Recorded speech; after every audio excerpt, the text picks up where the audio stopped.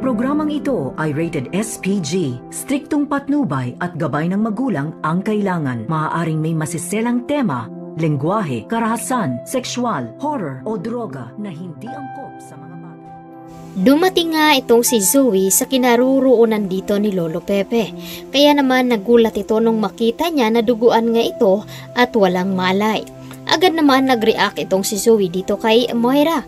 Nagalit ito kung bakit daw nila pinapahirapan ang kanyang lolo. Awang-awa pa rin siya ito at mahal niya ito dahil nga lolo niya pa rin ito. Agad naman sinabi dito ni Moira na kakalimutan na niya ang kanyang lolo dahil hindi naman niya ito kadugo. Kaya naman ang nakikiusap si Zoe na iwan muna silang dalawa ng kanyang lolo dahil mag-uusap nga ito. Humingi naman ng kapatawaran itong si Zoe. Kaya nalaman dito ni Lolo Pepe na matagal na palang alam dito ni Zoe ang tungkol sa kanyang pagkatao.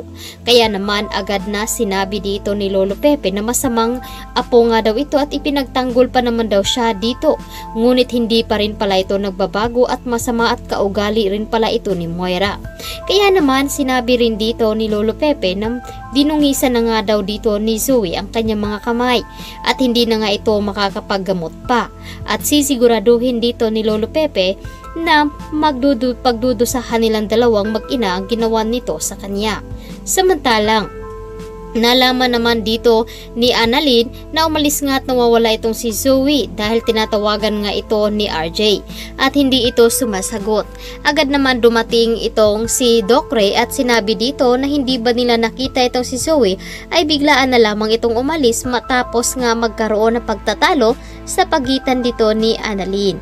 At dahil dito ay nagdududa na itong si Giselle na baka nakonsensya nga itong si Zoe at hindi niya kinaya kaya umalis ito upang matigil ang pagpaimbestiga at pagdududa sa kanya.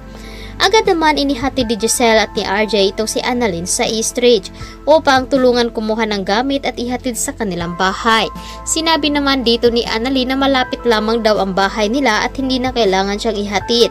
Ngunit sinabi naman at natanaw dito ni Carlos.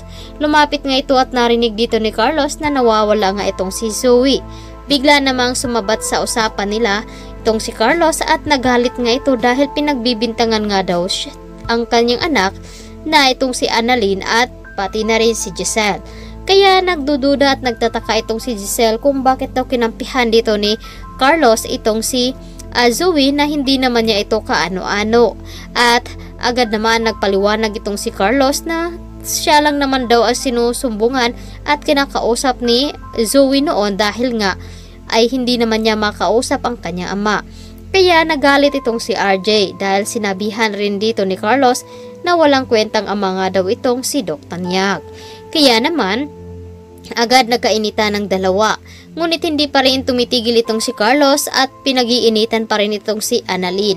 Dahil nga sa pagdududa dito ni Annalyn, ngunit titigil lamang daw itong si Annalyn kung masasagot dito ni Zoe ang kanyang mga katanungan. Samantalang nakapasok naman itong si Harry at Regan sa bahay nila ni Lynette. Nagtataka nga ito at agad naman na pinigilan niya itong si Regan at Harry na wag munang umalis. Agad naman kumuha ng ballpen at maliit na papel at dali-daling nagsulat itong si Lynette na nilagay niya doon na help. At nagtataka naman itong si Harry dahil may lakad pa nga daw ito at hindi na nga daw sila magtatagal doon. Ngunit tudupigil naman itong si Lynette dahil nga nagtatago lamang itong si Dax at ang isa pa nitong kasamahan. Kaya naman agad na pilit na pinipigilan ni Lynette itong si Regan. At tila nagtataka nga mga ito, pinakain niya muna ito ng cake at dessert. At nasasarap pa naman dito si Harry at sinabi niya na balik-balikan niya daw ito doon at nagtatanong kung si Lynette ba daw ang nagluto. Ano nga ba ang mangyayari dito kay Lynette na ngayon ay paalis nga itong si Harry at Regan? Kaya ito ang dapat nating aabangan dito lamang sa Abot Kamay na Pangarap.